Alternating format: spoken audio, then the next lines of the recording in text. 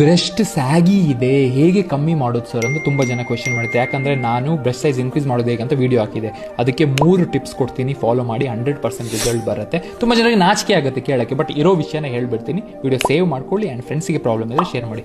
First thing ಸ್ನೇಹಿತರೆ, ನಿಮಗೆ spot reduction ಮಾಡೋಕ್ಕಾಗಲ್ಲ. ಈಗ ಸ್ಯಾಗಿ ಬ್ರೆಸ್ಟ್ ಇದೆ ಅಂತೇಳಿ ನೀವು ಓವರಾಲ್ ಬಾಡಿ ಫ್ಯಾಟ್ ಕಮ್ಮಿ ಮಾಡಬೇಕು.